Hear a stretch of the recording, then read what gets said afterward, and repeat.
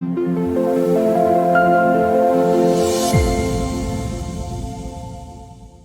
going to be in California for the holidays? Mr. President, you're going to be in California for the holidays? Well, we're here for Christmas, of course, because of all the things that go on, but then we'll go back out for our traditional New Year's Eve in Palm Springs. Mr. President, someone has told me what the order is. We had a drawing for... Yeah, it starts over there. Right. And then it moves to the left. Right. But I get to say thank you if we're satisfied. If not, we stay. Hi, Thomas. We have our jury sitting over here, just so you know. They got their slingshots loaded. Well, 3 country boys, I'll tell you. That's a formidable lineup right there. Oh, those are nice, too. When I get back to the office, can I give you a call? I had to put Ted Stevens in his place. He tried to make that out that was an Alaska bear, and I told him no, that was the California golden bear.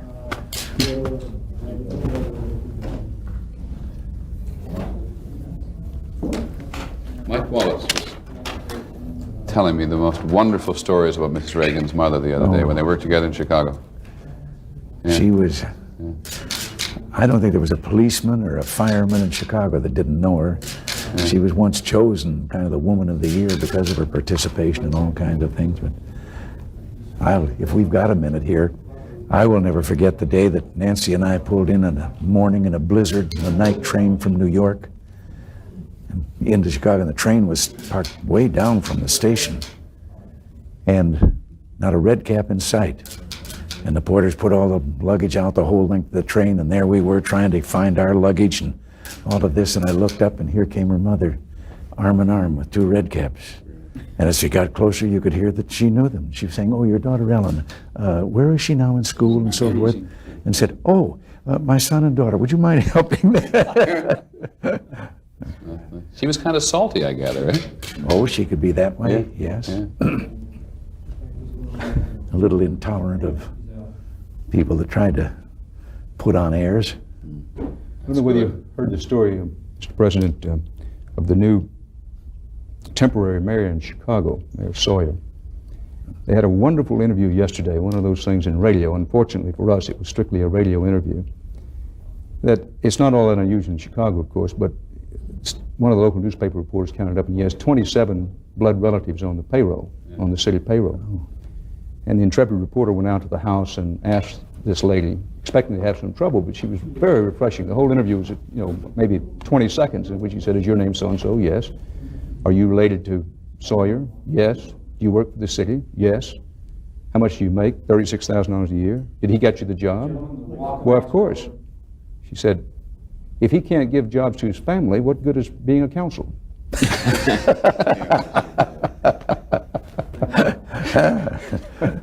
Well, I think we're about to go here. 30 seconds. I got time to go to that.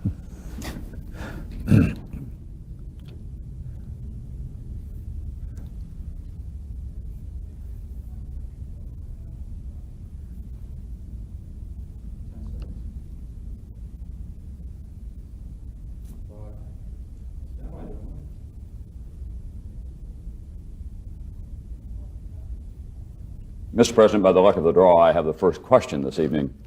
Next week, Mikhail Gorbachev will be in Washington. The 2 of you are expected to sign an agreement for the elimination of all medium-range nuclear missiles in the world, even though this week you're accusing the Soviets of violating the anti-ballistic missile treaty, and even though a lot of people say that that will leave the Soviets in a superior position in Europe because they have more men, more tanks, more helicopters.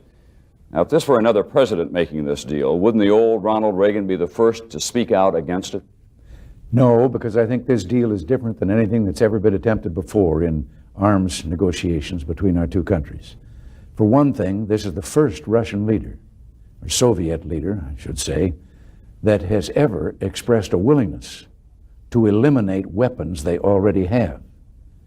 But as to whether this changes the military balance, you're absolutely right that in conventional weapons, tanks, artillery, and so forth, the Soviet Union does have a tremendous advantage over the NATO countries and over the United States as a member of NATO.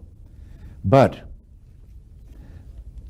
there are still thousands and thousands of nuclear weapons, tactical weapons, battlefield weapons that can be fired from artillery and so forth that still exist. These weapons that are disappearing were weapons that if the Soviet Union used them, they wouldn't be hitting military targets. They would be hitting the capital cities of all of Europe.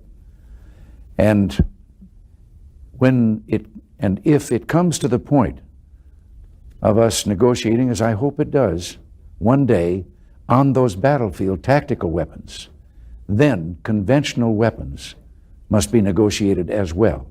There would be no point then in removing those weapons which now do give us a balance and counter their conventional superiority, and leaving them then with that other superiority. Both would have to be, one eliminated and the other brought down to parity. And we're not anywhere near facing those yet. We're facing the terror weapons. First, these that we want to eliminate totally, and that I asked for that in 1981. And the next step, the so-called START agreement, where we are talking of starting with eliminating 50% of the intercontinental ballistic missiles. Those are the destabilizing weapons that bring terror to the world. Those are the weapons that threaten us with mutual destruction if they're ever loosed. Someone pushes a button and within 30 minutes there is devastation and horror in our country, or if we've done it to them in their country. And that would be the next step. Mr. President, on this treaty, you've not even signed on the dotted line, and yet 5 of the Republican presidential candidates have deserted you. The conservatives, the right wing of your party, are after your scalp. My question is, if you were not a lame duck president, would this INF treaty sail through the Senate? Well, I hope it's going to sail through anyway. I think that the objections that we're hearing, and yes, from some of our own, you might say, allies and own forces, they're based on a lack of knowledge as to what this treaty contains, and particularly are they ignorant of the advances that have been made in verification. No treaty before has ever been based on as much verification and on-site inspection and so forth as this one. This is what has been holding it up for so long until we finally got over that hurdle. And I think that this thing hinges something on the first question also, that they think that somehow this is leaving the Soviet Union with its superiority in conventional weapons, and I've just explained that it isn't. But also I think we have to look at the very fact that we have obtained, apparently, their agreement to a treaty in which they're destroying 4 times as many nuclear missiles or warheads as we are. Mr. President, Winston Churchill once said that trying to maintain a good relationship with a communist was not unlike trying to woo a crocodile. That when it opened its mouth, you never could be quite certain whether it was trying to smile or eat you up. Now, Americans respect you, love you, and are pulling for you, but they're concerned that perhaps you are going to, or already have, allowed Gorbachev to eat you and us up.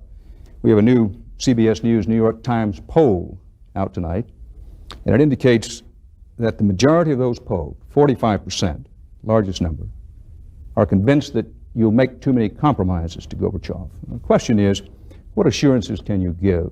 How can you convince Americans that you have the command of the kind of complex information that's necessary here, not to have this young, energetic, intelligent, tough Marxist-Leninist eat you and us up? Well, I haven't changed from the time when I made a speech about an evil empire. And I think I could sum up my own position on this with the recitation of a very brief Russian proverb. Dovyai, no provyai. It means trust, but verify. And there would be no way that I could sign a treaty just to be signing a treaty and with my fingers crossed that everything was all right. This is why it is hinged on arriving at solid verification measures and their agreement to them. And I think that in the past there has been a willingness on some to just look on the bright side and accept a treaty so that they could say, look, we've signed a treaty, whether the treaty worked or whether it benefited us or not. And there's no way that I could do that. And I assure the people now that that will never happen. That's why I walked out of Reykjavik. In Reykjavik, we had come to an agreement on literally total nuclear disarmament, except that at the very last minute, they said it could only take place if we gave up SDI. And that's when I came home. Mr. President, point of information, this is not a follow-up, but did I understand you correctly to say that you have not changed your mind from the time you described the Soviet Union as the, quote, evil empire? The Soviet Union has, back through the years, made it plain and certainly declared, leader after leader has declared his pledge that they would observe the Marxian concept of expansionism, that the future lay in a one-world communist state. All right, we now have a leader that is apparently willing to say, or has never made that claim, but is willing to say that he's prepared to live with other philosophies in other countries. But again, they say that doesn't mean that we take his word for that and sign a treaty. He alone may not be able to deliver on something of that kind. We'll sign a treaty, as I've repeatedly said here, when we are sure that that treaty is as beneficial to us as it is to them. And I would like to call your attention to the fact that in 1981, when I proposed the zero option of these intermediate weapons, they indignantly walked out of the negotiations and said they wouldn't be back. Well, they came back. And as a matter of fact, they came back and announced a 0-0 as their own idea. Now, I think that some of the people who are objecting the most and just refusing even to accede to the idea of ever getting under any understanding, whether they realize it or not, those people basically down in their deepest thoughts have accepted that war is inevitable and that there must come to be a war between the two superpowers. Well, I think as long as you've got a chance to strive for peace, you strive for peace. But you don't have peace and surrender. And there's no way that we're going to surrender. No way that we're going to sign a treaty that is not, as I say, to the benefit of all of us. Mr. President, in something of the same vein about Mr. Gorbachev, I think all our polls this week may show the same thing. The ABC News Washington Post poll shows, surprisingly, that Mr. Gorbachev's favorable rating in this country is only 4% lower than your own. He's made a strong impression. The other day when you were asked about difficulties with him, you turned it aside with something of a joke. You said you'd played with Errol Flynn. Can you give us a more serious assessment now of Mr. Gorbachev and how tough he is to do business with? Well, all of you in reporting my line about Errol Flynn sort of skipped over what the young man had asked me.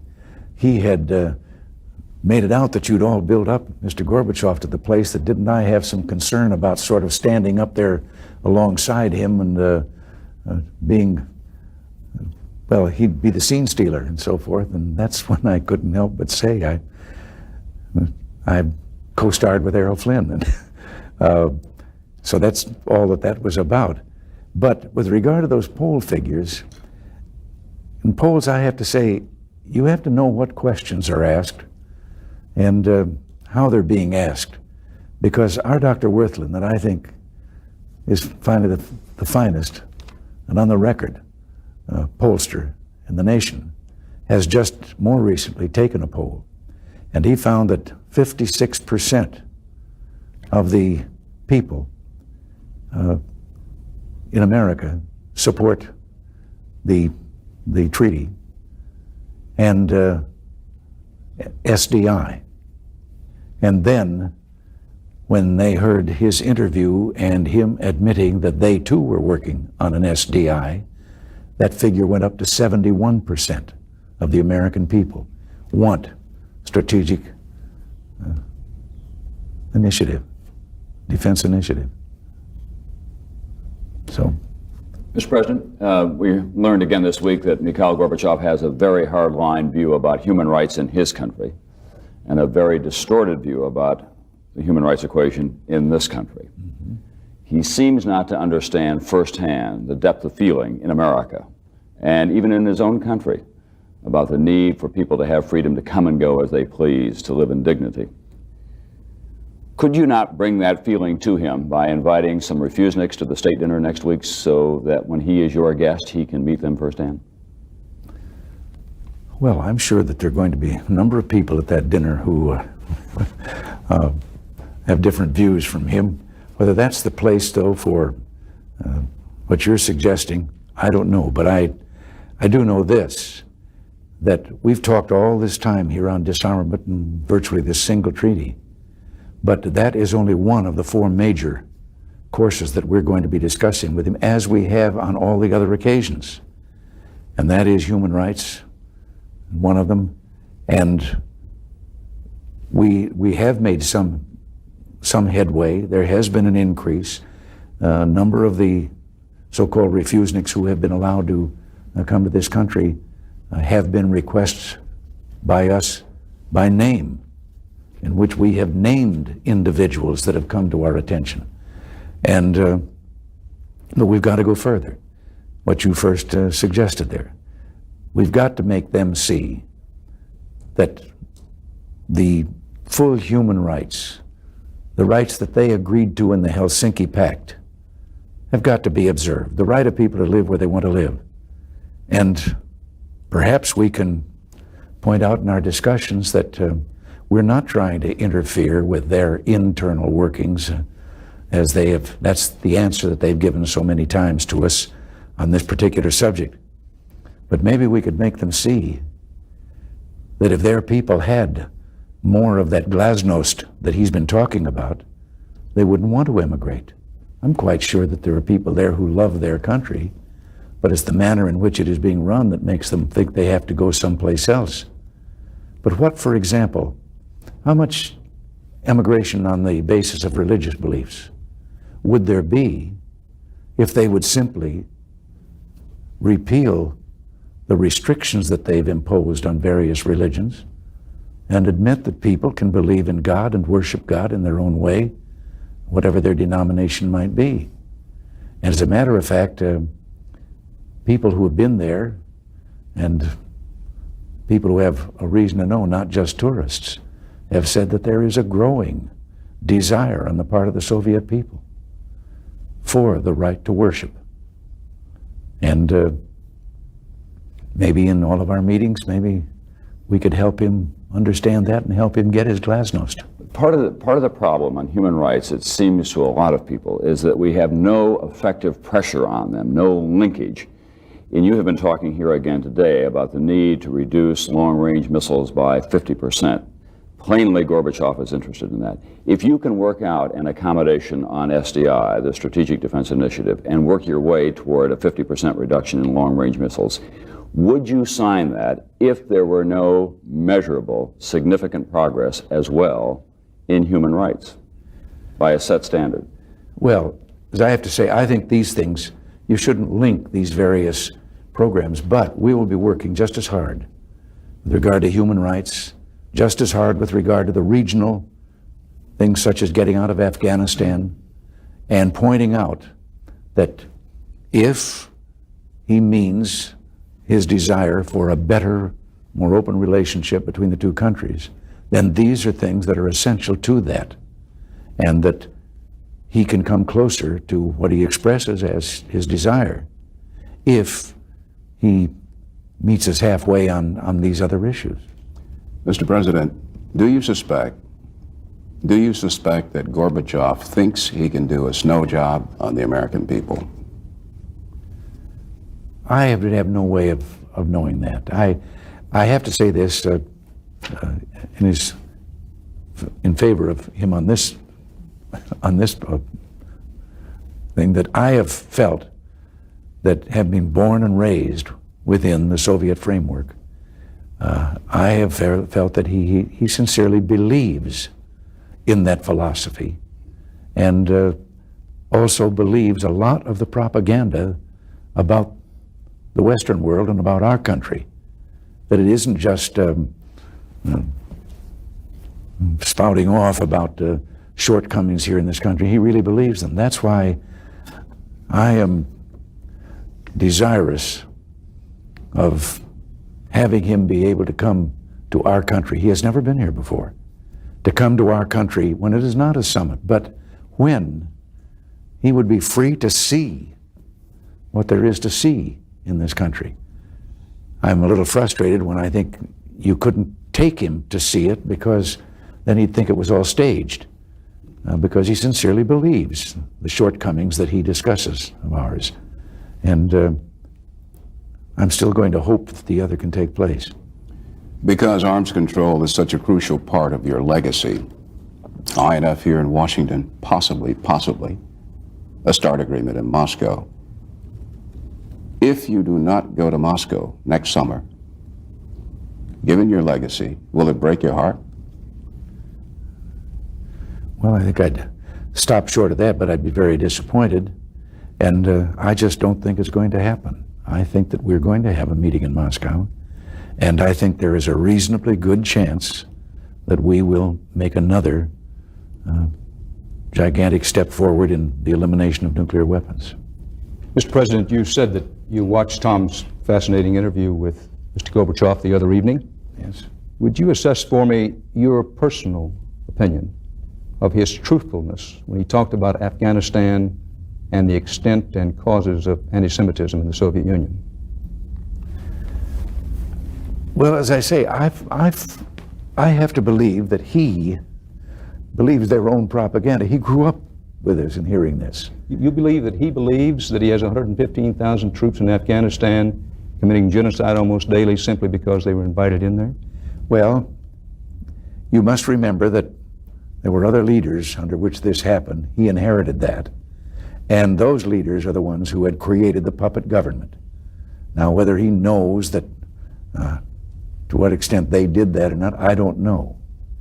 But I'm quite sure, on the other hand, that he feels comfortable with the idea that if they left Afghanistan, that there would be a government similar to the Eastern Bloc nations in Afghanistan, not necessarily a government that was chosen by the people of Afghanistan.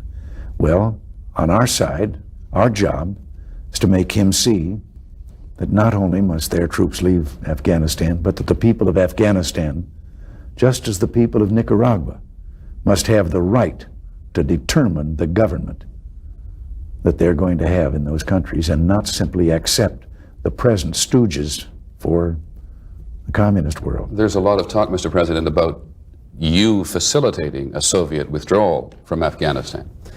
Would you, for example, make a commitment not to supply the anti-government forces for a year if the Soviets committed to get out of Afghanistan within that period of time? I don't think we could do anything of that kind, because the puppet government that has been left there has a military. And it would be the same as what I'm arguing about with regard to the freedom fighters in Nicaragua. You can't suddenly disarm them and leave them prey to the other government. And this is P-R-E-Y, not P-R-A-Y. That they, no. The people of Afghanistan must be assured of the right of all of them to participate in establishing the government they want.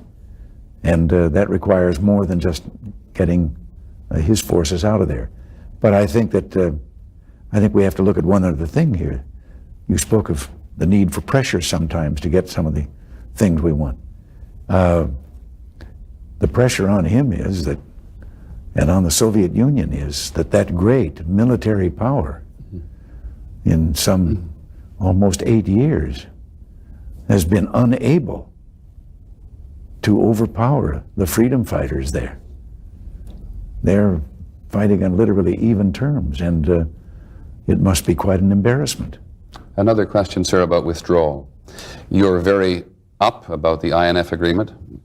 You're optimistic about the possibility of getting a reduction in strategic nuclear weapons. The Soviets have talked a lot about reducing their conventional forces in Europe. Is it time to consider bringing some American troops home from Europe? Well, not at a time when we already are outweighed by the opposition. That would come as part of an agreement if you were coming down to parity, so that there would not be anyone with a great superiority. And so no, they would have to come down quite a ways by themselves before they would reach our level. I think if you look at the figures on tanks, mechanized warfare, artillery pieces, they outnumber the NATO forces by as much as 3 times as many weapons in those fields as NATO has. Mr. President, there is some feeling, as I'm sure you're aware, that you're eager to make this arms control deal in part because you need a political victory, especially after the Iran-Contra affair. There is some unfinished business. There are some open questions around Washington and the country. One of the principal ones is that if Colonel North and Admiral Poindexter are indicted, would you pardon them? That's a question that I don't think anyone should try to answer at a time like this. You've tempted me into remarking something about the Iran-Contra affair. I refuse to believe that accepting a request from individuals not in the government or not government forces of Iran to discuss the possibilities of a future government of Iran having a better relationship with the United States, that it was a scandal for me to accept that invitation and have some people make contact with them. And but it went a lot deeper than that, Mr. President. It was not just the initial contacts about future relations. There was money diverted, and there was, as you know... I'm the one that told all of you that there was money diverted, and I didn't know it until after that leak in a paper in Beirut exposed the meeting we were having. We were having a covert operation there because we didn't want to cause the death of the people who had wanted to talk to us. Mr. President, in 1980, George Bush was put on your ticket. It was a shotgun marriage. Is that one of the reasons why now you can't find the will to embrace him, to endorse his candidacy? Some people say if you don't speak out, in effect, it'll be the kiss of death. No, I think most people would overlook then that the president is really the titular head of the party, of his party, whichever party he belongs to. And therefore, while it is a party choice that must be made as to who a nominee is, I had to be this way when I was a governor. I have to be this way when as president. But I can only tell you that whichever individual the party chooses, I will wholeheartedly support them as obviously the best choice for this office, having viewed the candidates of the other party. But I can say this, the vice president, I think, has been the finest vice president in my memory in this country. He has participated in all the major operations. I had that belief when I came here, and I'd had it when I was a governor with a lieutenant governor, that it isn't someone just sitting there waiting to see if you get up in the morning whether they've got another job. He's an executive vice president. He's a major part. He's one of only 2 of us that are chosen by all the people in this country for the jobs that we hold. And so he understands that. And but I have to remain neutral until the decision is made by the party as to who their nominee will be. Mr. President, but he hasn't said what it was. Don't you feel, or do you feel, that the American people are entitled to know, given the fact that Vice President Bush wants to be president, what that advice was, and will you tell us? Well, Dan, George and I, not every Thursday now, but for several years every Thursday until this campaign got underway, we have lunched together, just the 2 of us. And we discuss, as you can imagine, all the things that are going on and so forth. And he does not hesitate when I ask to give me his opinion on something. But here again, you've tempted me into another direction. Because again, that misunderstanding out of the Iran-Contra so-called affair, that missiles to the Ayatollah, the people that contacted us from Iran, the people we were dealing with, if the Ayatollah found out, they'd be dead before nightfall. We weren't dealing at all with the Ayatollah. Now, I think he's as big a Satan as he thinks I am. And the weapons, this came as a request from those individuals that if we could do that, first of all, it would assure them that the people they were dealing with surreptitiously were speaking for the government, had some standing here in our country, and also if they could provide those to the military, not to the Revolutionary Guard, to the military, it would give them the prestige. The thing that's been overlooked in all of the examinations was that when all of that was happening, virtually every day, you and others in the press were commenting on how long the Ayatollah was going to live. It sounded as if he wouldn't be around by the next week. And there was factionalism rising in Iran as to who then was going to take over. Well, this is what this operation was about. These people were an element that wanted to have the kind of government that we once were closely allied to in Iran. And this was why we started doing business with them. Now, when they asked for that token shipment of arms to verify and so forth our credentials, we turned around and cited that we didn't go along with governments that supported terrorism. They made it pretty plain they didn't support terrorism either. And I said, well, all right, let them prove their good faith if we do this in using whatever influence they have to see if they could get those terrorists to release our hostages. Never at any time did we view this as trading weapons for hostages, because we weren't doing anything for the kidnappers, and but we knew someone that evidently might have an ability to open a door, and they did get 2 of them out.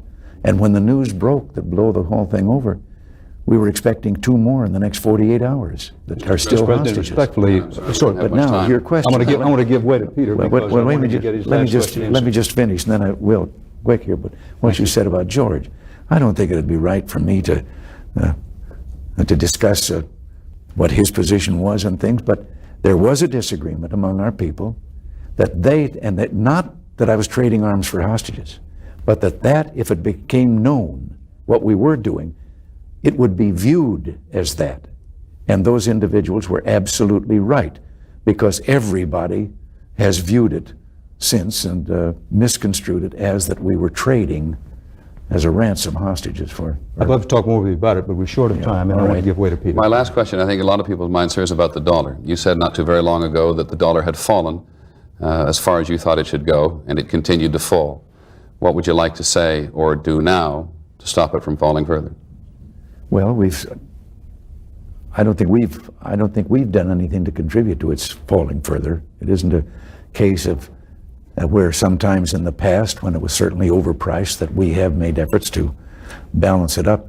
I've often wondered sometimes, they keep talking about the government or the dollar falling, or is it that maybe some of those foreign currencies that were way below value have come up to where they properly should be. But it is fluctuating, and we're interested in stabilization. And I think that some of the things that we've done are leading and have led to that.